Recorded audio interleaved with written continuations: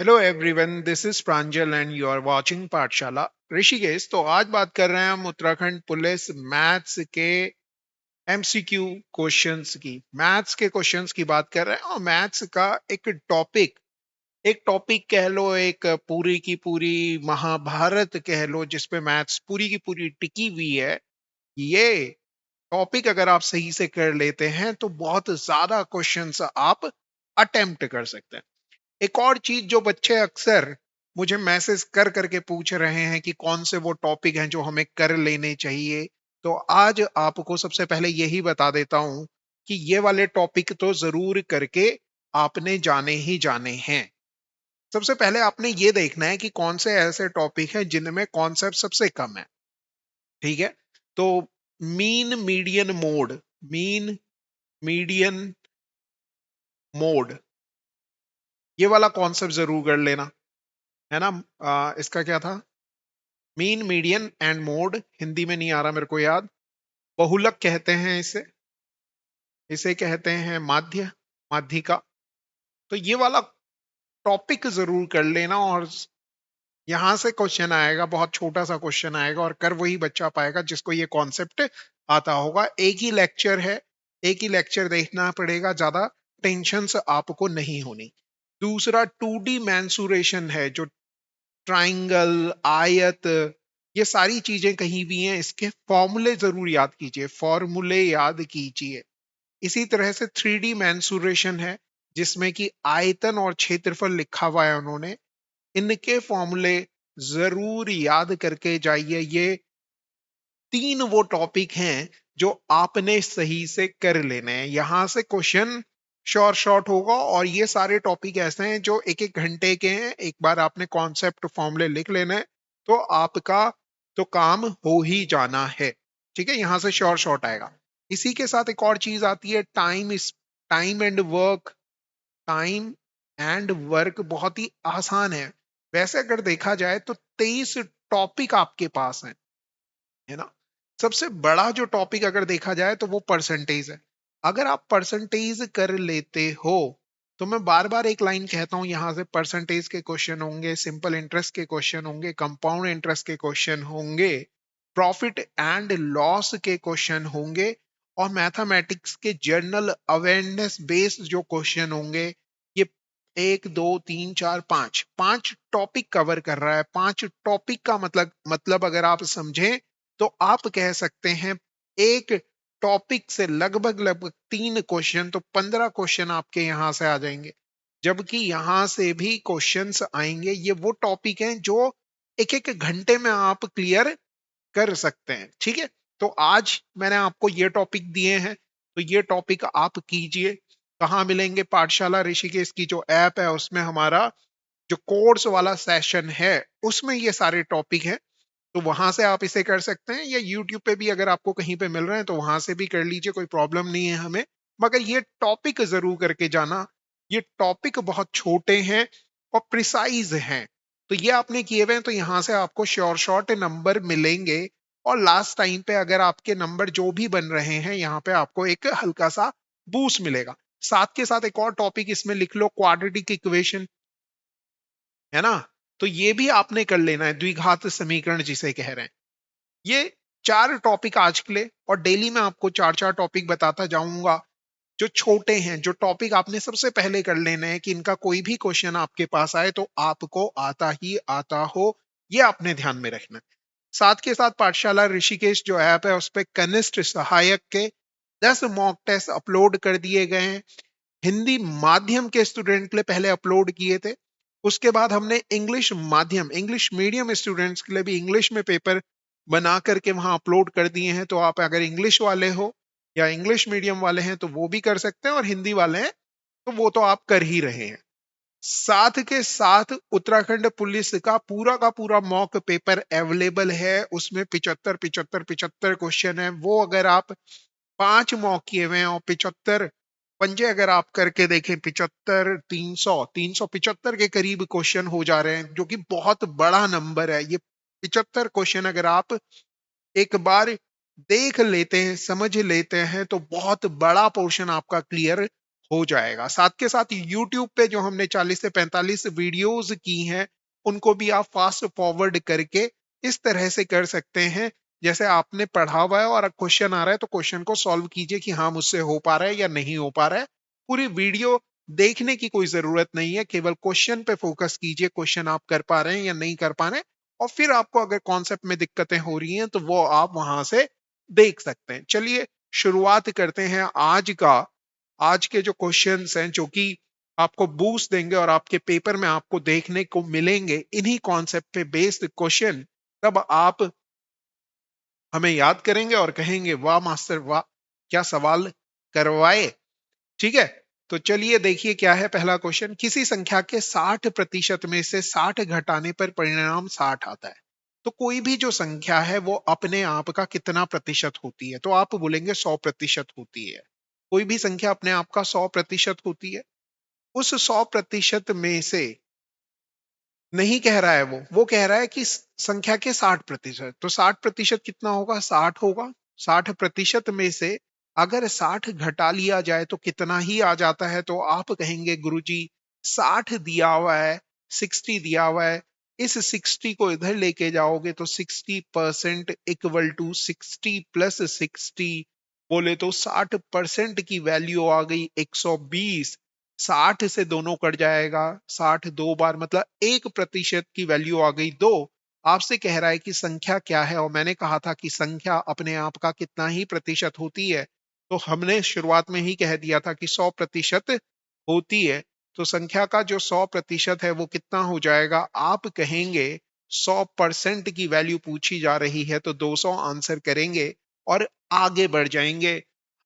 ठीक है, और ये सेशन जो है इसे लाइक जरूर कीजिए ताकि बूस्ट मिले, है ना। आप ये तो लिखते हो कि सर हो नहीं रहे, क्वेश्चन नहीं करवा रहे हो, आप आगे बढ़ो। अरे ये कैसे हो गया? अच्छा मिट गया, वो ऐसे कैसे मिट गया भाई जो हमने किया था?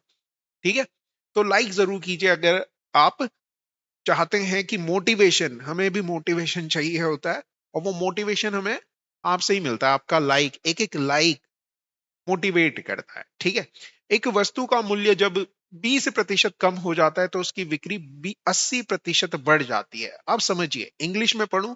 Price of an article was reduce by 20% and sale increase by 80%। मतलब किसी चीज का मूल्य कम किया जा रहा है और बिक्री बढ़ रही है, तो कुल जो बिक्री होगी, कुल जो सेल होगी, वो किस चीज पे डिपेंड कर रही है? एक तो प्राइस पे, इनटू कितना आप बेच रहे हो, उसे भी सेल ही कहते हैं।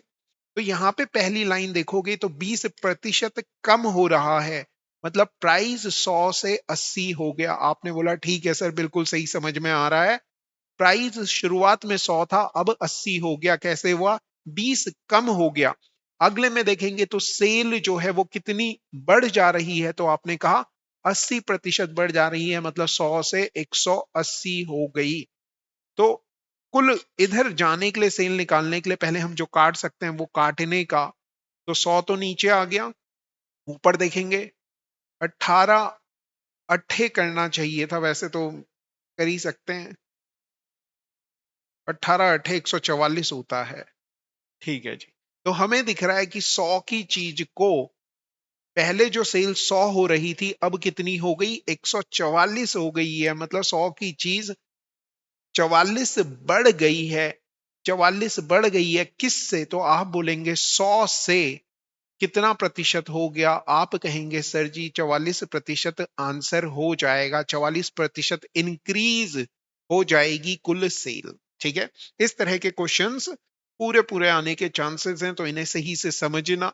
और अगले क्वेश्चन की तरफ आ रहे हैं। बार बार कुछ क्वेश्चंस हैं जो मैं आपको करवा रहा होता हूं और आपको लगता होगा कि क्या ही सवाल है, ये सवाल आएगा क्या? मगर जब एग्जाम में आपको ऐसे क्वेश्चंस देखने को मिलेंगे ना, और आप या तो कर पाओगे या नहीं कर पाओगे, कर पाओगे तो फिर अच्छी बात है, और नहीं कर पाएंगे तो ये मेरे लिए भी बुरी बात होगी।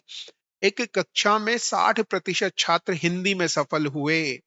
ठीक है जी, 45% छात्र संस्कृत में सफल हुए, और यदि उनमें से 25% छात्र दोनों विषयों में सफल हुए। ठीक है, तो जैसे ही हमने ये सवाल पढ़ा, पूछ रहा है दोनों विषयों में कितने प्रतिशत छात्र असफल हुए, मैंने एक फॉर्मूला आपको पढ़ाया था कि total equal to A plus B minus both plus none. ये फॉर्मूला आपने याद रखना है।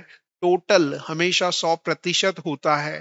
पहले सब्जेक्ट में पास कितने हैं तो आपने बोला 60%। दूसरे सब्जेक्ट में पास कितने हैं आपने बोला 45% हैं। और जब दोनों में पास कहा जा रहा है तो आपने कहा 25% है। ये आप माइनस करेंगे प्लस नन की वैल्यू। ये फॉर्मूला याद है ना सबको?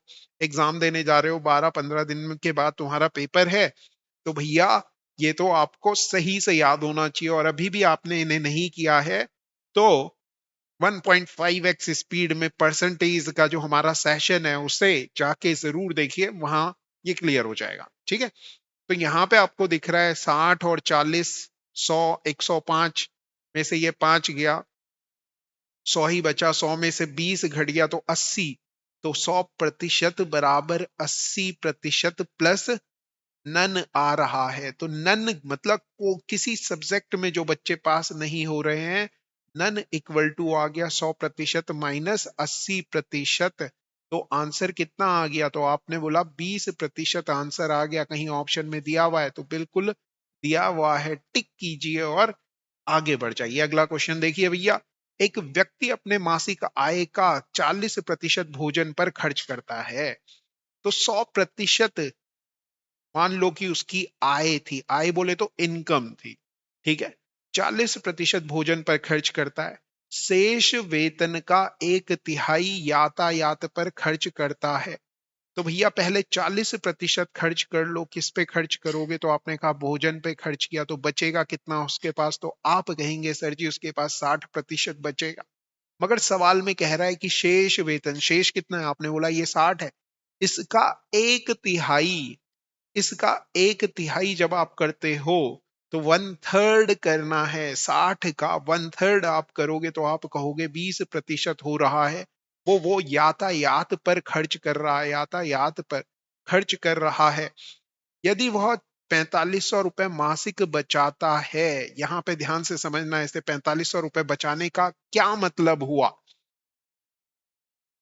बचाता है जो भोजन तथा यातायात पर खर्च के बाद रुपयों का आधा है। भैया 20% भोजन पर 40% खर्च कर रहा है, यातायात पर 20% खर्च कर रहा है, मतलब 60 में से अब कितना ही बचा? 40% बचा। जो बचा हुआ है ना, इसका आधा, 40% का आधा कितना हो गया? 20% का मान आपको मेरे प्यारों दिया हुआ है कितना? 4500 दिया हुआ है, 4500 रुपए दिया हुआ है। ये यहाँ पे साफ साफ लिखा हुआ है ना। ये लाइन ना पूरी पढ़नी है। जब तक यहाँ फुल स्टॉप शुरू हो रहा है, यहां से लेके तब तक पढ़ना है जब तक कि कॉमा फुल स्टॉप ना आ जाए। ठीक है, कई बार बच्चे क्या करते हैं, 40% की वैल्यू को 4500 रख देंगे और आंसर गड़बड़ हो जाएगा। तो इन चीजों का ध्यान रखना है कि ऐसी गलती आप नहीं कर सकते, आपको मैंने बताया हुआ है। ठीक है, तो 20% का मान इतना है, तो आपको कितने का मान बताना है? मासिक वेतन कितना है? तो 100% की वैल्यू बतानी है। इसे 5 से गुणा करोगे, इसे भी 5 से करोगे, 45 पंजे 225 होता है। तो ये आ गया भैया 22500। किसी भी क्वेश्चन में अगर आपको कोई डाउट होता है तो कमेंट जरूर कर देना, ताकि हमारी जो टीम है वो उसे एक बार चेक कर ले कि क्या कोई क्वेश्चन हमने गड़बड़ गुड़बड़ तो नहीं कर दी। ठीक है, इससे सुचिता बनी हुई रहती है। आपका कमेंट होता है तो उसे हम पिन कर देते हैं कि हाँ यार क्वेश्चन गड़बड़ हो गया है, इसे देख लो। ठीक है, एक पुस्तक विक्रेता एक किताब 10% हानि पर बेचता है, तो आपको प्रॉफिट एंड लॉस का सवाल दिख रहा है। मैंने बार बार कहा कि हमारी पहली मोहब्बतें क्या हैं, तो आपने कहा कि प्रतिशत है। 10% हानि पर बेच रहा है का मतलब है कि उसकी कॉस्ट प्राइस, क्रय मूल्य 100 रहा होगा। 10% हानि पर बेच रहा है का मतलब 90 रुपए में बेच रहा होगा, सेलिंग प्राइस। और कह रहा है यदि वह किताब का 108 रुपए अधिक मूल्य पर बेचता, मतलब पहले 90% में बेच रहा था, 100% की चीज को 90% में बेच रहा था, अगर वो इसे बढ़ा देता और कितना ही कर देता, तो आप कह रहे हो 108 रुपए बढ़ा देता, इसमें 108 रुपए बढ़ा देता तो क्या होता? तो उसे 10% लाभ होता, मतलब 100% वाली चीज पे उसे 110% मिल जाते। का मतलब है 90% प्लस 108% कर लेने से वो 110% के बराबर हो जा रहा है। आपने बोला ठीक है जी, तो हम करेंगे 90% प्लस 108 बराबर 110% गिवन है। ये 90% को परसेंटेज के पास लेके जाएंगे, 110% में से माइनस होगा 90% और ये कह देगा 20% की वैल्यू दे दी गई है 108। आपको किताब का क्रय मूल्य बताना है, बोले तो कॉस्ट प्राइस बताना है, और आप कहेंगे इसे 5 से मल्टीप्लाई करेंगे और इसे भी 5 से मल्टीप्लाई करेंगे, और जब आप 5 से करोगे तो 8 पंजे 40 और 540 आ जाएगी। 100% की वैल्यू 540 किसी ऑप्शन में दिया हुआ है, तो सही आंसर यही हो जाएगा। ठीक है, चलिए अगले क्वेश्चन की तरफ चलते हैं। अगला क्वेश्चन देखते हैं। कह रहा है कि find the single discount equivalent to discount series of 10%, 20% and 25%। Single discount बताना है इन तीन डिस्काउंट के लिए कि ये 10 पहले 10% का दे रहा है, फिर 20% का दे रहा है, फिर 25% का दे रहा है। ऐसे ना करके एक ही डिस्काउंट दे दिया जाए तो कितने परसेंट का होगा। तो आपने सीधे सीधे कहना है कि 100 की चीज को पहले 90 पे बेच रहा था, फिर उसने कहा कि भैया 20% का और डिस्काउंट दो, मतलब 100 की चीज को अभी 80 में और देगा। फिर गुणा कर लेना भैया 100 की चीज को 25 कम करके 75 में बेच लेना। इस तरह से इन तीन डिस्काउंट का एक डिस्काउंट बनाना आसान हो जाएगा। 2 जीरो से ये 2 जीरो काट लो। ओए होए होए होए, ऐसे कैसे हो जा रहा है। ठीक है, हाँ हो भी गया तो कोई दिक्कत नहीं है, थोड़ा सा हमारा टेक्निकल इश्यू हो जाता है। आजकल ना लाइट का बड़ा वो है, आप लोग कमेंट कर रहे होते हो कि सर आ नहीं रहे हो, आ नहीं रहे हो, मगर जब एक वीडियो लेक्चर कर रहे होते हैं हम तो उसमें बहुत सारी लाइट लगती है, जो कि इन्वर्टर से नहीं चलता है। और जब इन्वर्टर से नहीं चलता है तो भैया इस तरह के इश्यूज आ रहे होते हैं। अब क्या ही किया जाए, एक मिनट। ठीक है, पूरे दिन भर हमारे ऋषिकेश में लाइन पे काम चल रहा है, मेरे ख्याल से 3-4 दिन हो गए हैं। और लाइट सुबह 9:30 बजे से जाती है और शाम को 5 बजे तक आती है। तो ऑफलाइन क्लासेस भी होती हैं, ऑनलाइन क्लासेस कैसे ही करें, और उसके बीच में आपके प्यारे प्यारे कमेंट, आहा, दिल खुश होता है। मगर आपका प्यार है, मिलते रहना चाहिए, आज भी करना कुछ अच्छा है ना। और जो फिर टेक्निकल टीम है वो कहती है हमें कि सर ऐसा कमेंट आया था, देख लो, क्या ही करें भैया। ठीक है, 25 से देखो, 25 × 3 = 75, 25 चौके 100, और 4 से ये कट गया 2 बार, मैंने सभी काट दिया। हाँ, तो 9 × 6 = 54 होता है। 54 रुपए की बेच दे रहे हैं कितने वाली चीज को, 100 वाली चीज को। 100 वाली चीज को 54 में बेच रहे हैं तो कितने का ही डिस्काउंट मिलेगा। तो आपने कहा 46 रुपए का डिस्काउंट मिलेगा। कितने का मिलेगा, 46 का मिलेगा। किस पे मिल रहा है, 100 वाली चीज पे। गुणा गए 100 करेंगे भैया, कितना परसेंट आ गया, तो आपने बोला सर जी 46% आंसर आ गया है। Got it. अगले क्वेश्चन की तरफ चलिए, और ये कॉन्सेप्ट सही से रखना, ये सवाल आएगा ही आएगा। आएगा का मतलब यही नहीं आएगा कि सीधे वैल्यूज यही होंगी, तुम 46 वाला ऑप्शन ढूंढ रहे हो वहां, ये मत करना गड़बड़ी। 2 डिस्काउंट को एक डिस्काउंट में बदलना, 3 डिस्काउंट को एक डिस्काउंट में बदलना, ये सवाल आएगा ही आएगा। ठीक है, तो इसे सही से करना। अगला क्वेश्चन देखिए। एक व्यक्ति ने क्या किया, 19,500 रुपए में 2 घोड़े खरीदे। ठीक है, खरीदे कह रहा है, 2 घोड़े खरीदे। कितने में खरीदे भैया, इतने में, मतलब कॉस्ट प्राइस दे रखी है 2 घोड़ों की। आपने बोला ठीक है जी। एक घोड़े को उसने 20% हानि पर, पहले घोड़े को उसने कितने प्रतिशत हानि पर बेच दिया, 20% हानि पर, और दूसरे घोड़े को 15% लाभ पर बेच दिया।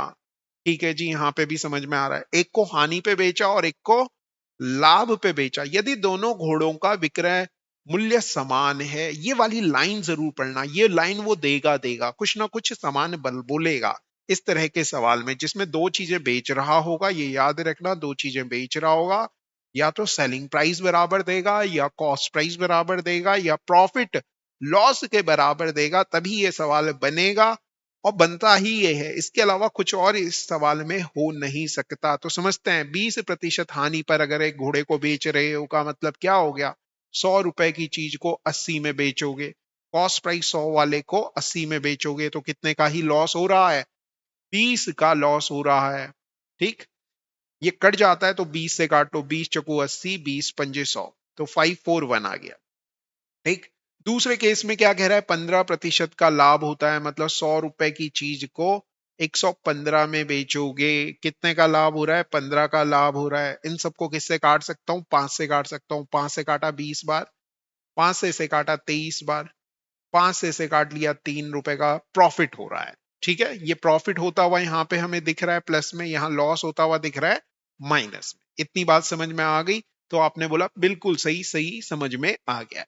सवाल में ये वाली लाइन जो मैंने कही थी कि विक्रय मूल्य समान है, ये विक्रय मूल्य दोनों बराबर करो, समान है क्या, ये अभी आपने बोला नहीं है, एक जगह 4 है, एक जगह 23 है, तो यहां 23 से गुणा करो। अगर इसमें 23 से गुणा कर रहे हो तो इसकी पूरी फैमिली में 23 से गुणा करो। क्यों कर रहे हैं भैया 23 से गुणा, तो आपने बोला क्योंकि सवाल में कहा हुआ था कि दोनों का विक्रय मूल्य समान है और हम उनके विक्रय मूल्यों को बराबर करने की कोशिशें कर रहे हैं। क्या अभी बराबर हुआ, नहीं हुआ, यहाँ 4 से गुणा करो तो यहाँ भी 4 से गुणा करो, 4 से यहाँ गुणा करो, वैसे इधर करने की जरूरत नहीं थी। ठीक है, अब हमें क्या समझ में आ रहा है, दोनों गुणों का क्रमशः क्रय मूल्य क्या है। अब आपने देखा पहले का क्रय मूल्य ये आ गया और दूसरे का क्रय मूल्य ये आ गया।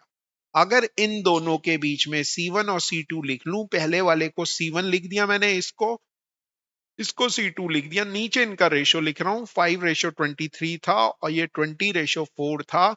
अनुपात इनका देखिए 5 से दोनों कट जाते हैं तो 23:16 आ गया, 5 चकू भी 4 चकू 16 होता है। 23 और 16 को अगर जोड़ूं, 23 में 10 जोड़ोगे 33 होता है, 33 में 6 जोड़ोगे 39 होता है, 39 हो गया इनका योग, इन दोनों का योग कितना आ गया, 39 आ गया।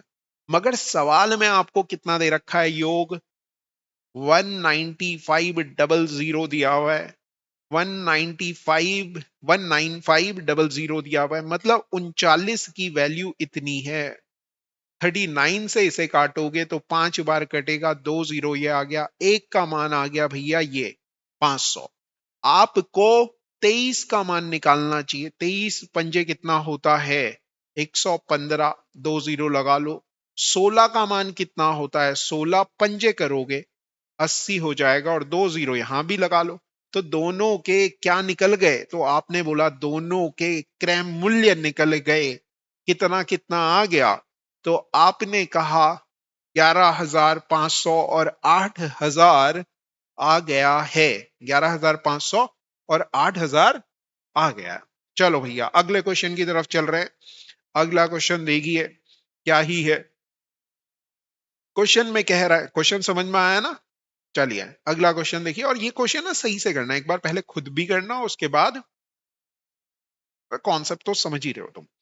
एक व्यक्ति कुछ वस्तुओं को 5 वस्तु प्रति रुपए की दर से खरीदता है, खरीद रहा है मतलब क्रय मूल्य दिया हुआ है, उतनी ही वस्तुएं, ये याद रखना, उतनी ही, जितनी पहले खरीदी उतनी बाद में खरीद रहा है।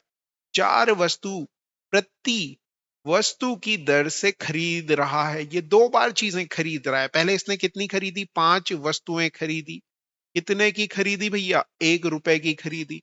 फिर इसने कितनी खरीदी, 4 वस्तुएं खरीदी, कितने की खरीदी, 1 रुपए की खरीदी। मगर आप कह रहे हो सर आपने तो अभी पढ़ा था उतनी ही खरीदी, हाँ तो दर है ये दी भी, 1 रुपए में 5 और 1 रुपए में 4, मगर अभी ये वस्तुएं क्या नहीं हुई, बराबर नहीं हुई। सवाल में कह रहा है वो ये वाली लाइन सही से पढ़ना, ये नहीं पढ़ोगे तो गड़बड़ हो जाएगा। इंग्लिश में भी कह रहा है द सेम नंबर्स, है ना, तो ये सही से पढ़ना कि ये सेम नंबर करना है, इन दोनों को बराबर करना है। 4 से यहां गुणा करोगे तो 4 से यहां भी होगी, 5 से यहां करोगे तो 5 से यहां भी होगी। अब आपने 20 वस्तुएं यहां खरीद ली और 20 वस्तुएं यहां भी खरीद ली, दोनों जगह बराबर वस्तुएं खरीद ली।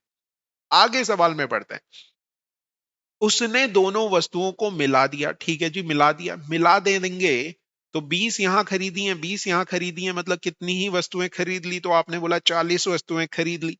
कितने रुपए की पड़ गई है? 5 रुपए की यहां और 4 रुपए की ऊपर और 5 रुपए की नीचे, बोले तो 9 रुपए की पड़ गई 80 वस्तुएं। यहां तक सबको समझ में आ रहा है? आपने बोला बिल्कुल सर, सही से समझ में आ रहा है। उसने दो वस्तुएं उन्हें 2 वस्तुएं 2 रुपए में 9 वस्तुओं की दर से बेचा। 9 वस्तु बेच दी भाई ने, कितने रुपए की? तो आपने बोला 2 रुपए की बेच दी। 9 वस्तु बेच दी, कितने की बेच दी? 2 रुपए की बेच दी। एक चीज हमेशा याद रखना, जितनी चीजें खरीदी हैं उतनी ही बेचनी होंगी, तभी आप प्रॉफिट या लॉस सही से बता पाओगे। एग्जैक्टली, है ना? तो आपने बोला यहां तो 40 खरीद रहा था, यहां 9 बेच रहा है, तो दोनों को बराबर करते हैं। यहां 40 से कर लूं गुणा, और ऊपर किससे कर लूं? यहां 9 से कर लूं, 9 से यहां भी कर ली। तो हमें दिख रहा है कि 360 वस्तुएं खरीदी थी और 360 वस्तुएं बेच रहा है। क्या कर रहा है? बेच रहा है। तो 81 की चीज को 80 रुपए में बेच रहा है। कितने का लॉस हो रहा है? आपने बोला 1 रुपए का लॉस हो रहा है। कितनी चीजें बेच रहा है वो? तो आपने बोला 360 वस्तुएं बेचते हुए, 360 ही तो है, 40 नमे 360, 360 वस्तुएं बेच के उसे 1 रुपए का लॉस हो रहा है। अब आपने क्या करना है भैया? 3 रुपए की हानि करनी है। तो उसने कुल कितनी वस्तुएं खरीदी थी? भैया 1 रुपए की हानि हो रही है जब कितनी वस्तुएं बेच रहा है? 360। 1 रुपए की हानि को कितने की हानि बनाना है? 3 की। 3 से गुणा करेंगे इधर, तो उधर भी, सॉरी उधर भी कितने से गुणा कर लो? आपने बोला यहां भी 3 से करेंगे। 360 को 3 से गुणा करोगे और 1080 वस्तु आ जाएगा, जो कि ऑप्शन में मिल जाएगा। टिक करना है और सवाल देख करके सही से जाना भैया। एक दूध वाला, दूध और पानी के मिश्रण को, ये सवाल अक्सर फंसा देता है लोगों को, मगर आप नहीं फंसोगे अगर आप कॉन्सेप्ट को सही से समझ लोगे। समझो, एक दूध वाला, दूध और पानी के मिश्रण को 9 प्रति लीटर की दर से, 9 रुपए प्रति लीटर की दर से बेचकर 20% का लाभ कमाता है। मतलब ये 9 रुपए क्या दिया हुआ है? आपने बोला ये तो सेलिंग प्राइस दे रखा है। 20% का लाभ कमा रहा है, मतलब 100 रुपए की अगर कोई चीज रही होगी तो उसे 120 में बेच रहा होगा, तभी 20% का प्रॉफिट होगा। मैंने कहा हाँ। इन दोनों को अगर मैं काट लूं तो ये 5 है और ये 6 है, मतलब सेलिंग प्राइस 6 है। मगर सवाल के हिसाब से देखोगे तो सेलिंग प्राइस कितना दिया हुआ? विक्रय मूल्य कितना दिया हुआ? 9 दिया हुआ। मतलब 6 की वैल्यू 9 रुपए है, तो 1 की वैल्यू देखोगे 9/6, 3 दूनी 6, 3 तिया 9 आ गई। आप कॉस्ट प्राइस निकाल लें, 5 की वैल्यू निकालें तो 15 का आधा करोगे तो 7.5 रुपया आ गया। इतनी बात समझ में आ गई? आपने बोला हाँ सर समझ में आ गई। कॉस्ट प्राइस का मतलब हो गया कि 7 रुपए, 7.5 रुपए का दूध है। कॉस्ट प्राइस जो है वो कह रहा है कि यदि 1 लीटर शुद्ध दूध की कीमत 10 रुपए लीटर है, मतलब 10 रुपए में कितने लीटर दूध आता है शुद्ध? तो आपने बोला 1000 ml। 1 लीटर का मतलब 1000 ml हो गया। मगर यहां पर ये कितने रुपए का दूध यूज कर रहा है? कॉस्ट कितने की लग रही है? आपने बोला 7.5 रुपए की। का मतलब हो गया कितने ml दूध मिला रहा है? आपने बोला 750 ml दूध मिला रहा है। भैया 750, 7.5 रुपए का दूध है। बाकी जो है वो प्रॉफिट है। प्रॉफिट का मतलब कितने का? कितने का प्रॉफिट ले ले रहा है? अच्छा, बाकी क्या कर रहा है वो? बाकी क्या होगा? तो आप कहेंगे सर जी बाकी पानी होगा। पानी होगा। पानी कितने का होगा? मैंने कुछ गड़बड़ कर दिया क्या? अब इसे 1000 ml बनाना है तो 250 ml क्या होगा? तो आप बोलेंगे पानी होगा। पानी का मतलब पानी, ठीक है ना? पानी होगा। तो आपसे वो यही पूछ रहा है बेसिकली कि 750 ml तो दूध है, बाकी क्या है? तो आपने बोला पानी है। तो दूध और पानी का अनुपात बताइए। दोनों को काटोगे तो 3:1 आ जाएगा। क्या है ऑप्शन में? आपने बोला हाँ जी है। ठीक है, अगर है तो टिक कीजिए और आगे बढ़ जाइए। क्लियर है? दिक्कतें गिले शिकवे तो नहीं, तो नहीं। ठीक, आगे देखिए भैया, आगे देखिए, सवाल में क्या कह रहा है। एक दुकानदार वस्तु के अंकित मूल्य पर 4% की छूट देता है। समझो, अंकित मूल्य है, बोले तो मार्क्ड प्राइस है, मार्क्ड प्राइस है, इस पे 4% की छूट देता है, मतलब 100 रुपए वाली चीज को छूट देगा भाई। और कितने में बेच देगा, बेचेगा, मतलब सेलिंग प्राइस पे चले जाओगे, विक्रय मूल्य पे चले जाओगे, कितने में बेच देगा, 96 पे बेच, 4% की छूट दे रहा है ना, 4% की छूट, 96 पे बेचेगा। यदि वस्तु का क्रय मूल्य 100 है और वह 20% का लाभ कमाता है, क्रय मूल्य बोले तो कॉस्ट प्राइस की बात कर रहा है, 100 रुपए की चीज है, ये लिखा हुआ है क्रय मूल्य 100 रुपए है, और 20% का लाभ कमा रहा है, 20% का लाभ कमा रहा है, मतलब 100 की चीज को कितने में बेच रहे हैं भाई जी, 120 रुपए में बेच रहे हैं, 100 की चीज को 120 में बेच रहे हैं। मगर अगर आप समझें तो आपके हिसाब से यहां से देखा जाए तो 96 की वैल्यू है इतनी, इस वाले 100 की वैल्यू बतानी है। यही तो पूछ रहा है, अंकित मूल्य पूछा जा रहा है, उसका अंकित मूल्य कितना होगा। तो आप कहेंगे 96 का मान दे रखा है 120 रुपया, एक का मान आएगा 120/96, और 100 का मान आएगा, गुणा गए 100 करो, 24 × 96, 24 × 5 = 120, 4 से ये कट गया 25, 25 25 की 125 रुपए में भाई जी ने मार्क किया हुआ, यहाँ पे 125 रुपए आ जाएगा।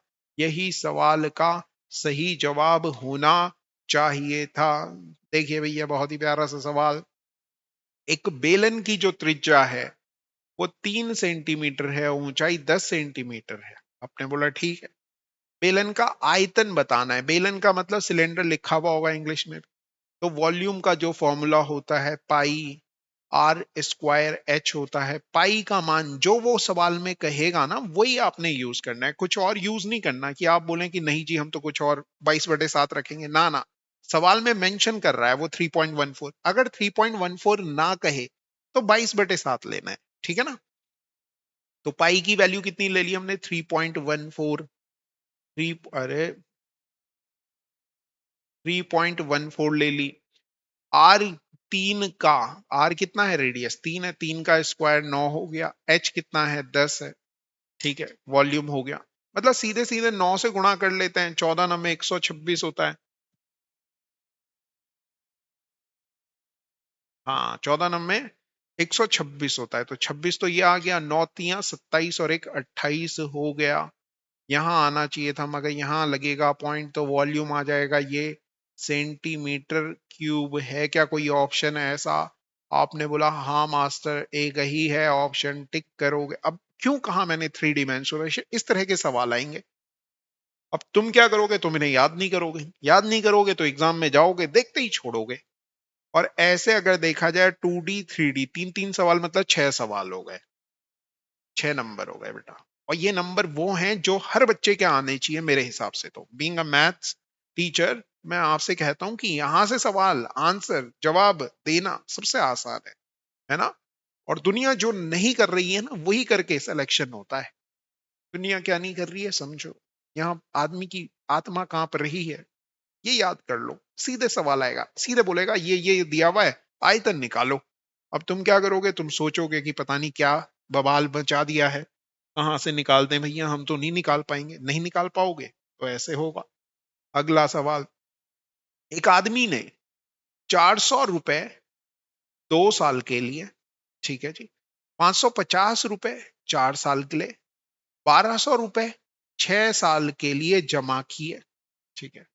अब ये आदमी 400 रुपए 2 साल के लिए कर रहा है, मैं ये कह देता कि 800 रुपए 1 साल के लिए करता तो बात वही होती, ब्याज उतना ही मिलता उसे, कुल ब्याज, कुल साधारण ब्याज इतना प्राप्त हुआ, वार्षिक ब्याज की दर बतानी है। आपने बोला ठीक है, मगर मैं क्या कर रहा हूं, मैं क्या कह रहा हूं आपको, इसको समझिए, ब्याज का सवाल है। आप 400 रुपए 2 साल के लिए बैंक में रखो या फिर 800 रुपए 1 साल के लिए रखो, ब्याज अगर सेम है तो उतना ही इंटरेस्ट मिलेगा। आपने बोला हाँ हाँ हाँ ठीक है। या फिर अगर आप 550 रुपए 4 साल के लिए रखो, या 550 को 4 से गुणा कर लो, 5 को 20, 2200 आएगा शायद। 2200 रुपए 1 साल के लिए बैंक में रखो तो ब्याज उतना ही मिलेगा। आपने कहा हाँ जी ठीक है, यहां वाली बात भी हमें समझ में आ रही है, कोई दिक्कतें नहीं है, ठीक है, कोई दिक्कतें हमें यहाँ पे नहीं हो रही हैं। 1200 रुपए 6 साल के लिए रखो, या 12 छक्के 7200 रुपए 1 साल के लिए रखो बैंक में, बात सेम है। अब ये सारे पैसे अलग अलग बैंक में 1 साल के लिए रखो, या एक ही बैंक में सारे जोड़ करके 1 साल के लिए रख दो, तो बात सेम ही है। आपने बोला हाँ बात तो सेम है। तो जोड़ो जरा इन्हें, 800 और 2200, 3000 हो गया, 3000 और 7200 जोड़ोगे तो 10,200 रुपया हो गया टोटल। ये रुपया आपने 1 साल के लिए बैंक में रखा, और आपको कितने का ब्याज मिल रहा है, देखो ये लिखा हुआ है 10, मतलब 1020 रुपए का ब्याज मिल रहा है 10,200 पे। आपने बोला बे सवाल खत्म हो गया है, तो गुणा गए 100 करोगे, 2 जीरो से 2 जीरो उड़ गए, 102 का 10 टाइम्स 10% का रेट ऑफ इंटरेस्ट मिल गया। यही सवाल में पूछा जा रहा था। सवाल समझ आ रहा है? तो आपने कहा बिल्कुल ठीक है, बिल्कुल ठीक है, कोई दिक्कत ही नहीं है। अगला सवाल देखिए भैया, अगला सवाल क्या है, अगला सवाल क्या कह रहा है। बड़ा सा सवाल आ गया। अरुण 20,000 रुपए अपने दो दोस्तों को उधार पे देता है। अरुण बड़े आदमी है, 20,000 रुपए दो दोस्तों को दे दिए, और न्यू ईयर पे चाह रहे हैं कि वो उसके पैसे वापस कर दें, ऐसा है? नहीं नहीं, वह पहले दोस्त को 12,000 रुपए दे रहा है, मतलब अरुण के पास 20,000 रुपए थे, उसने दो दोस्तों को दिए, एक को 12,000 दे दिए, और एक को कितना देगा, 8,000 ही रुपए देगा, सीधी सी बात है। पहले वाले पे उसे 8% का इंटरेस्ट मिल रहा है, दूसरे वाले पे कितने परसेंट का इंटरेस्ट ले, यही कह रहा है, सारे में देता है। अरुण अपनी कुल राशि पर 10% का लाभ चाहता है। ये कुल राशि ये है, इस पे भाई साहब को 10% का लाभ चाहिए, मतलब 20,000 का 10% कितना हो गया। तो आपने बोला 2,000 रुपए उसे कमाना है, दोस्तों को इसलिए दे रहा है। आपने बोला ठीक है सर ऐसा होगा। 12,000 का 8% निकालोगे, 12 8 96, 2 जीरो हट गए, मतलब इन भाई साहब से तो 960 रुपए का इंटरेस्ट मिल रहा है। आ गई बात समझ में? टोटल इंटरेस्ट आपको चाहिए 2,000 का, मतलब 1,000 का इंटरेस्ट, और यहाँ 40 रुपए जो इसके 1,000 में कम है वो भी इसे यहाँ मिल जाए, मतलब 1,040 का इंटरेस्ट भाई साहब को 8,000 रुपए पे चाहिए होगा, क्योंकि इसका और इसका सम मिला करके कितना होना चाहिए, 2,000 होना चाहिए, ऐसी सवाल कह रहा है। ठीक है, उसे शेष राशि दूसरे दोस्त को किस आने में ब्याज पे, तो ये जो 1,040 है, ये 8,000 का कितना परसेंट है, तो आपने देखा 1,040 8,000 का कितना परसेंट है, अभी निकाल लेते हैं, सॉरी, कितना परसेंट है, 2 जीरो से 2 जीरो, जीरो से जीरो, 8 एकम 8, 8 तिया 24, 13% है कहीं ऑप्शन में, हाँ जी मिल गया, डी ऑप्शन है, सही हो जाएगा। सही से समझ में आया? तो मैं वो क्वेश्चंस आपको करवा रहा हूं कि आप अगर एग्जाम में जाएंगे, आपको कॉन्सेप्ट नहीं भी आता मगर आपको परसेंटेज आता है, आपके अंदर वो अंडरस्टैंडिंग है, तो आप क्वेश्चन को पढ़ेंगे, टाइम आपके पास बचता है तो आप क्वेश्चंस कर पाएंगे। ठीक है, अगला क्वेश्चन देखिए क्या कह रहा है। ए की आय बी की आय से 20% कम है। ए की आय देखो भैया, ए की आय बी की आय से 20% कम है, मतलब बी की आय अगर 100 मान लूं तो ए की आय 80 होगी। आपने बोला हाँ ठीक है। और सी की आय बी और ए और बी की आय के योग का 20% है, ठीक है जी। तो सी की आय इन दोनों की आय के योग, मतलब 180 का 70% का मतलब यही होता है, तो 0 0 0 0 18 छके 108, 18 सत्ते 126, 126। ठीक, फिर उसने क्या कहा, डी की आय सी की आय से 25% अधिक है। जो डी भाई साहब हैं, वो जो सी की जो ये आय है इससे 25% अधिक है, मतलब 126 का 25% अधिक है, मतलब 125% है। ऐसे ही निकालेंगे, 25 चौके 100, 25 पंजे 125 और 5 से गुणा कर लो, 130 ये आ गया। 26 पंजे 130 और 5 कम 5 630, 4 से डिवाइड कर रहा हूं, 4 से इसे कर लेता हूं, 4 कम 4 2 आ गया, 4 पंजे 20, 4 सते 28, 4 पंजे 30। कैलकुलेशन चेक कर लेना सही की है नहीं की है। क्वेश्चन में आपसे कह रहा है कि यदि बी और डी की आय का अंतर, तो बी की आय कितनी है, ये है 100, डी की आय कितनी है 157.5 का अंतर कितना है, 57.5 है कि नहीं है। आपने बोला हाँ है। किसके बराबर है, आपने बोला 2300 के बराबर है, 23,000 के बराबर है। ठीक है, तो ये परसेंटेज है, ये मान के चलो, ये परसेंटेज ले लो सबको, ऐसे ऐसे, ये भी परसेंटेज में। ठीक है, तो 57.5% की वैल्यू इतनी है।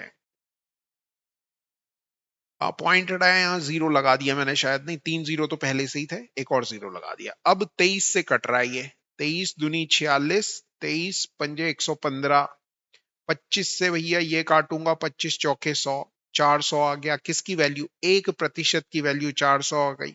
आपको किसकी बतानी है, ए की आय बतानी है। ए बोले तो 80%, 1% है, 80 बनाना है तो 80 से गुणा करूं, इधर गुणा कर रहा हूं तो इधर भी गुणा करूं ना करूं। आपने कहा करो, 8 चौकू 32, देखो सही है या नहीं है। आपने बोला बिल्कुल है सर, काहे नहीं है ना।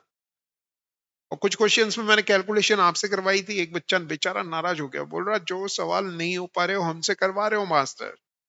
नहीं बच्चों, एग्जाम में जाओगे तो कैलकुलेशन की आदत रहेगी, अदरवाइज कैलकुलेशन अगर थोड़ी भी इधर उधर हुई, एग्जाम वहीं पे हिल जाएगा, है ना। तो कैलकुलेशन अगर कर रहे हो तो फायदे में रहोगे। खुद ही से अपनी मर्जी से लिखो कुछ भी नंबर, 1 2 3 5 6 7, खाली बैठे हुए हो गुणा कर लो।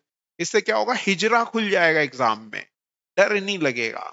डिवाइड करना है, 5 6 7 को 1 2 3 से डिवाइड करने की प्रैक्टिस कर लो, करके देखो, 2 पॉइंट 3 पॉइंट तक निकाल लो। क्या मालूम कोई और क्वेश्चन है इस तरह से आ जाए जिसमें केवल डिवाइड ही करना है और आप डिवाइड करने से डर गए, तो ऐसे ना हो। इसलिए मैं आपसे कुछ कुछ कैलकुलेशंस करवा देता हूं, और करनी है आपने। ठीक है, दुनिया भले ही कुछ भी गए, करना है। चलिए भैया अगला क्वेश्चन देखिए। चीनी की कीमत में 20% की कमी से खरीदार 160 रुपए में 4 किलोग्राम अधिक चीनी प्राप्त कर सकता है। देखो क्यों उसे अधिक चीनी मिल रही है, क्योंकि क्या हुई, कीमत में 20% की कमी हुई। समझ में आ रही है बात। आपने बोला हाँ समझ में तो आ रही है कुछ कुछ।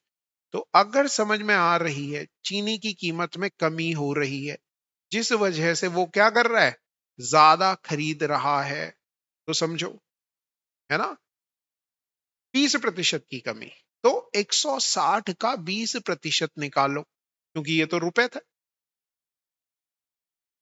जितनी कमी हुई उसी की वजह से ज्यादा खरीद रहा है। कितना ज्यादा खरीद रहा है, 4 किलोग्राम, तो 4 kg के बराबर होगा। जितनी परसेंट कमी हुई, वो जो पैसे बचे कमी की वजह से, उसी वजह से वो ज्यादा खरीद रहा है। ये याद रखना, आएगा सवाल तो ऐसे करोगे। तो 20% निकालेंगे 160 का, 20/100 आ गया भैया, 2 जीरो से 2 जीरो उड़ा दो, 16 दूनी 32 रुपए में 4 किलोग्राम चीनी खरीद रहा है, या 1 किलोग्राम चीनी का रेट कहें तो 8 रुपया आ गया।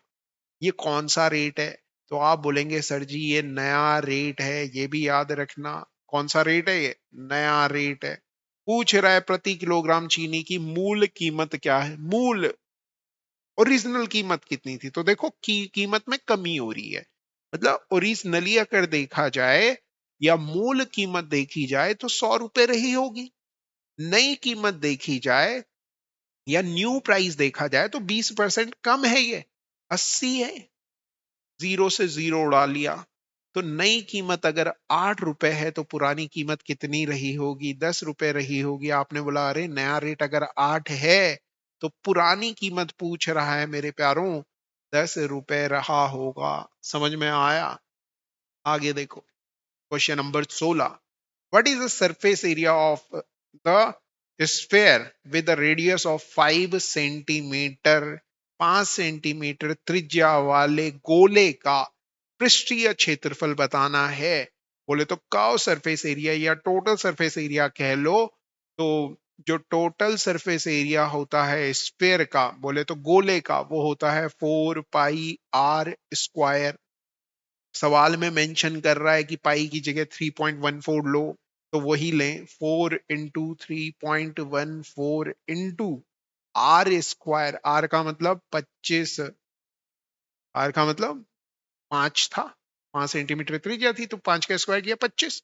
25 चौके कर लो 100 हो गया, और 100 से 3.14 को गुणा करोगे 314 सेंटीमीटर स्क्वायर आंसर हो जाएगा। जैसे ही आपने ये देखा ना गोले का, तो गोले का आपने याद रखना है कि वॉल्यूम कितना होता था, 4/3 पाई r क्यूब। ठीक है, तो ये प्रैक्टिस जो सेशंस होते हैं उसमें ये सारी चीजें करनी है। अगर आपसे गोला दिया हुआ है तो अर्ध गोला भी देखो उसका कितना होता था।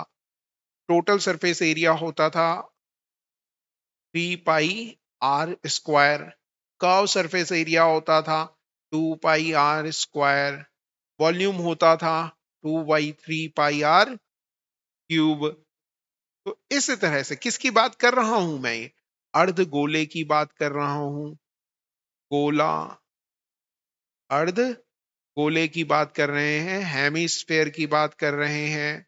ठीक है जी, क्लियर हो रहा है? आपने बोला हाँ ठीक है, क्लियर हो रहा है। अगला सवाल देखिए, एक घन के भीतर गोलाकार गेंद अंकित होती है। घन का मतलब क्यूब की बात कर रहा है, क्यूब है, ऐसे ऐसे बना लेते हैं। इसके अंदर क्या है जी? एक एक गेंद है। वाह, बहुत दिनों के बाद सही, लगभग सही गोला बन गया।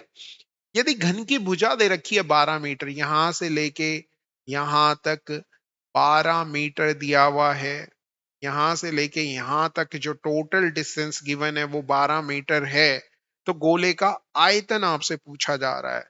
तो एक चीज देखो आप, गोले की यहां से लेके यहां तक की जो डिस्टेंस होगी वो भी कितनी होगी? जितनी ये है, आपने बोला 12 ही है, तो ये तो व्यास पता लग गया ना हमें, डायमीटर पता लग गया। हमें तो रेडियस चाहिए, 6 होगी इसका आधा। गोले की रेडियस 6 निकल गई। आपसे बोल रहा है गोले का आयतन बताइए। अभी अभी सवाल आया था, आयतन मैंने लिखा था 4/3 पाई r क्यूब। पाई की जगह कह रहा है 3.14, जो सवाल में कहेगा वही रखना। तो वॉल्यूम बराबर 4/3, पाई की जगह कितना रखेंगे? 3.14 इंटू आर 6 है, गुणा 6 गुणा गए 6, 3 से ये कट गया, 3 दूनी 6, 6 छक्का 36 का डबल 72 का डबल 144 का डबल 288। वॉल्यूम बराबर आ गया 288 गुणा आ गया 3.14। अब जैसे ही ये गुणा आई, गुणा पे बात आई ना, कैलकुलेशन पे बात आई, तो आपने इसे देखना है 288 मोटा मोटा 300 के पास है कि नहीं है। और 300 से अगर इसे गुणा करोगे, 3×3 = 9, 900 के करीब आना चाहिए। देखो कितने ऑप्शन 900 के करीब हैं, करीब है मतलब या तो उससे कम आएगा या उसके पास आएगा, तो एक ही ऑप्शन है, सीधे टिक करो। जो तुम्हारा दुख है ना, जब तक तुम वो बताओगे नहीं मुझे कि कहाँ दिक्कत आ रही है, जैसे एक बच्चे ने लिखा कैलकुलेशन में दिक्कत है, तो मैं आज कैलकुलेशन वाली जो चीजें हैं वो करके बता रहा हूँ कि कैसे करना है। 288 से गुणा नहीं की, अब आप क्या करते? 288 और 3.14 से मल्टीप्लाई करते, तो वो नहीं करना आपने, उसे देख लेना है। हो सकता है कभी कभी वो पास होंगे, तो कैलकुलेट करना पड़ेगा, मगर फिर भी यूनिट डिजिट है। 8 × 32 दो आना चाहिए। कितने ऑप्शन में यूनिट प्लेस पे दो है? एक ही है। आ रही है बात समझ में? या 28 × 84 होता है? है ना, 84 होता है, और फिर ये भी क्योंकि 8 है मतलब 300 ही बन रहा है वो। तो इस तरह से आप कर सकते हो। ठीक है, समझ में आ गई बात। अगला क्वेश्चन देखो भैया, 18वां सवाल बहुत ही उम्दा सा है। एक संख्या को पहले 20% बढ़ाया गया, तो आपने बोला संख्या तो नहीं पता सर हमें, तो n थी मान लो संख्या, इसे 20% बढ़ाया गया का मतलब 100 से 120 किया गया। एक संख्या को पहले 20% बढ़ाया गया का मतलब 100 से 120 किया गया, फिर 15 घटाया गया का मतलब कितना हो गया, 100 से 85 किया गया। यदि अंतिम मान इतना है, ये सब होने के बाद बराबर हो गया 2040 के। देखो, 5 से काटा 17 बार, 5 से काटा 5 दूनी 10, 0 20, छके 120, 17 छके कितना होता है 102 होता है, 102 से 204 दो बार कट गया, 20 ये है। 20 इंटू 100 करोगे तो n का मान आ गया भैया 2000। कितना आ गया, 2000 आ गया। 2000 को टिक करिए और आगे बढ़ जाइए। ठीक है जी, क्लियर हो गई बात, समझ में आ गई है, तो आपने बोला बिल्कुल ठीक है। बीच बीच में मैं रुक जाता हूं क्योंकि चीजें लैग करने लगती हैं, तो डोंट टेक टेंशन, वो इतना सब कुछ कैप्चर नहीं कर पा रहा होता। दो उम्मीदवारों के बीच चुनाव में जिस उम्मीदवार को मतदान में 60% वोट मिलते हैं, वह 14,000 वोटों के बहुमत से चुना जाता है। बहुमत से चुना जाता है या जीत जाता है का मतलब हो गया 100% वोटर थे, एक को 60% मिले, तो दूसरे को कितने ही मिलेंगे, 40% मिलेंगे। दोनों का डिफरेंस कितना आ गया, आपने बोला 20% आ गया। 20% का मान कितना हो गया, आपने बोला 14,000 हो गया। मगर आपसे क्या कह रहा है, विजयी उम्मीदवार को कितने प्रतिशत वोट मिले, मतलब 60% की वैल्यू बोल रहा है। इसे किससे गुणा करूं कि 60 बन जाए, 3 से, तो इधर भी 3 से करो, 14 तिया 42, बोले तो 42,000 आंसर हो जाएगा। ठीक है, जैसे मैं कह ही रहा था आपसे कि पूरे दिन भर यही चल रहा है, लाइट आ रही है जा रही है, मगर कोई दिक्कत नहीं, हम करते रहेंगे। अगला सवाल देखिए भैया, लास्ट क्वेश्चन है। ये कह रहा है कि राधा सेव कर रही है, कितना सेव कर रही है, क्या करें हम इसमें, चलो क्या पता आ जाए। लाइट जा रही है आ रही है, अबे यार वो तो वहां चले गया। चलिए फिर इतना ही करते हैं। Thank you very much. System हिल चुका है, पेन मेरे हाथ में है, और जहां मैं लिख रहा था वो सब नहीं आ पा रहा है, तो कोई दिक्कत नहीं। दुनिया में चीजें ऐसे चलती रहेंगी, आती रहेंगी, मगर आपने रुकना नहीं है, डरना नहीं है, भागना नहीं है। ठीक है, और क्योंकि हम नहीं भागे, हम भागने के लिए तैयार नहीं हुए, तो क्वेश्चन आ गया, तो भाग तो रही थे, मगर भाग रहे हैं हम। चलो यार, ठीक है, तो सिस्टम इस तरह से चलता जाएगा, और शायद अगर हम इसे कर पाए, हाँ ठीक है, आ गया। तो इस तरह से चल रहा है सारा चीज। जब सारी चीजें चल रही हैं तो कोई दिक्कत ही नहीं है। अगले को देखिए भैया, अगला क्या ही हो रहा है, मैं कर नहीं पा रहा हूँ ऐसे में, ऐसे में क्या ही करूं, भाई रोक ही लो, क्या ही करते हैं, थोड़ा सा रुक जाते हैं। हो हाँ, राधा अपनी आय का 25% बढ़ाती है, इससे पहले कि कुछ गड़बड़े हो। तो राधा की आय आप मान लीजिए कितनी है, 100% है। राधा की आय कितनी ले लो, 100% ले लें, और वो बचाती है, बचाती है, कितना बचाती है, बचाती है मतलब सेविंग उसकी दे रखी है 20, बचाती है, बचाती का मतलब सेविंग की बात कर रहा है, सेविंग की बात कर रहा है। कितना बचा लेती है, 25% बचा लेती है। एक्सपेंडिचर देखो कितना हो जा रहा है, एक्सपेंडिचर अगर आप देखेंगे तो 75% है। भैया 100 रुपए कमा रहा है, 25% बचा रहा है, तो कितना खर्चा कर रहा है, 50 75। आगे समझिए क्या हो रहा है, उसका व्यय 20% बढ़ जाता है, व्यय बढ़ा दिया जाए, 20% बढ़ा दें इसका, 20%, 10% 7.5 होता है, 20% 15 होता है, बढ़ा दिया तो 90% हो जाएगा। समझ में आई बात? और उसकी आय 29% बढ़ जाती है। पहले 100 रुपए कमा रही थी, अब कितना कमा रही है? 129 कमा रही है। तो उसकी बचत कितने प्रतिशत बढ़ जाएगी? 129 में से 90 घटा लो तो 39% आ गया, 39 आ गया कहने का मतलब। ठीक है। आपसे पूछा जा रहा है उसकी बचत कितने प्रतिशत बढ़ गई। पहले वो 25 बचा रही थी, अब 39 बचा रही है, मतलब कितना ज्यादा बचा रही है? तो आप कहेंगे 14 बार ज्यादा बचा रही है। किससे? 25 से। पहले कितना बचा रही थी? 25 गुणा गए 100 करोगे, 25 चौके 100, 14 चक्कू कितना होता है? 56। इससे पहले फिर से लाइट चली जाए मेरे प्यारों, आंसर करो। और I think this is the last question, क्योंकि हम लास्ट तक टिके हुए रहे। ऐसे ही आपके एग्जाम में भी होगा, जो बच्चा लास्ट तक टिका हुआ रहेगा गेम कर जाएगा। चलो फिर ठीक है, thank you very much, have a nice day. पढ़ते रहो करते रहो। कैसे आपको हमारे सेशन लग रहे हैं? कौन से ऐसे क्वेश्चंस हैं जो आप चाहते हैं कि हम ज्यादा से ज्यादा करें? वैसे आप जब कहते हो दिक्कतें बताओ यार, ऐसे नहीं होगा। कहाँ पे दिक्कतें आनी है? ठीक है। चलो फिर ठीक है, thank you very much, have a nice day. पढ़ते रहो और करते रहो। धन्यवाद।